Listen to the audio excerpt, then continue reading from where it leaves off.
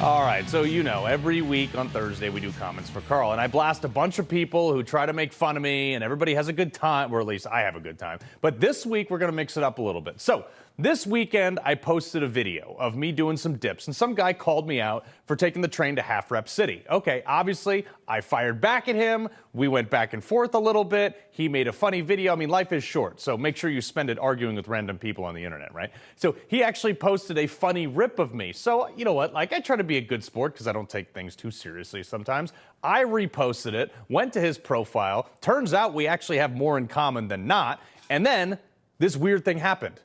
We all got over it because we're not a bunch of whiny, sensitive, purple-haired liberals. So here he is, joining me now, conservative content creator, the misfit patriot, Zach Bonifilo. All right, Zach, so my question is, everybody in this generation, they all, everybody talks tough on the internet, but some people, want to kill you at the end of a conversation. It's like, can we all just lighten up a little bit? Well, yeah, exactly. I mean, I think we're similar in age. And when we were growing up, you could roast your friends, you could roast other people, you could joke around without somebody becoming your mortal enemy. I mean, I've had death threats over words that I've said on the internet. People have posted my information. So never say it to your face, though. Yeah. Oh, no, no. I mean, not in Texas. But it's weird because I call it the window theory. When you're in your car and you're in traffic and somebody cuts you off, you'll say the most awful things, and you'll rant and rave. But if that window was rolled down and somebody was standing right in front of you, you probably wouldn't. So I think we need to figure out how to roll the windows down. Yeah, well, Mike Tyson said social media has made us too comfortable without getting punched in the face. Look, I'm going to give you the floor on this one, and you're going to help me out with some of these other comments because in regards to me saying climate change predictions have been all wrong, this guy wrote in and he said, incorrect as usual. Most predictions have been seen to be true. The hyperbolic frantics who wish to deny global warming have simply made outlandish claims about those predictions and have no bearing on the predictions themselves. Zach, I mean, come on. Look, which was pretty correct. I mean, there's been no climate changes that have been predicted correctly in the last 70 years. Well, we were supposed to be frozen by I don't know, it was 1998, and then it was the polar ice caps were gonna melt, and now they just changed it to change so that they can be right every time. If it's too hot, then climate change. If it's too cold, climate change. Yeah. But it's funny how these people keep on buying beachfront properties where the water level is supposed to be rising and apparently taking out their houses. V8 SUVs, private jets, all the great thing. No, but that's just for us, Zach. We're the ones who have to say, you know what, we'll give up our cheeseburgers because cows fart. Yes. I get a lot of these, okay? A lot of people taking pokes at me. It's like, oh, you are deranged. I don't even know what this guy was trying to say. It's usually the most angry ones that don't write so well. What do you think about people who just lose their mind at people they don't even know for no apparent reason?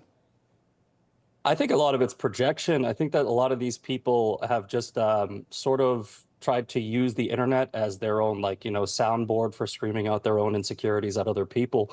And that's kind of the problem. It's like if these people just went outside, touched some grass, tried a human interaction, they'd probably figure out exactly what we figured out when we actually talked to each other, that, oh, hey, you know what? We can banter back and forth. But that's why I kind of roast people sometimes. I think most of my friends are people that used to dislike me. Yeah. And it's because of that sort of getting over it that you form a strong connection. Yeah, well, I mean, what would be your message to most of the people? Because I'm kind of look, you made a funny rip about me. There are a lot of F-bombs in it, so we can't play it. And I posted, I said, look, hey, it's funny. The guy's making fun of me a little bit. I made fun of him. And then now here you are. Yeah. Yeah, I see, and yes, my channel's called TMP Uncensored for a reason. I'm putting on my work voice. But no, my advice to everybody would be just stop thinking that the internet is real life. I mean, when you go out to the supermarket or something like that, and your checkout person is very nice to you, you don't know what their politics are. They're actually just being a decent human being because most people are inherently decent. It's not until you get on the internet where you enter this fake world of everybody just completely trashing each other. And I think that the way you took my video is how I hope everybody will take the video. It's a joke. It's supposed to be funny to make my audience laugh. Yeah, well, that's the intent of social media because it's not a real place. Zach, great to have you on. I have the same hat, by the way. Thank you. All right, that folks, sucks. make sure you leave your comments for Carl, Instagram and Twitter at Carl Higbie. You never know where they're going to end up. All right, stick around. We got another show for you coming up with Greta. Appreciate it. Same time, same place tomorrow.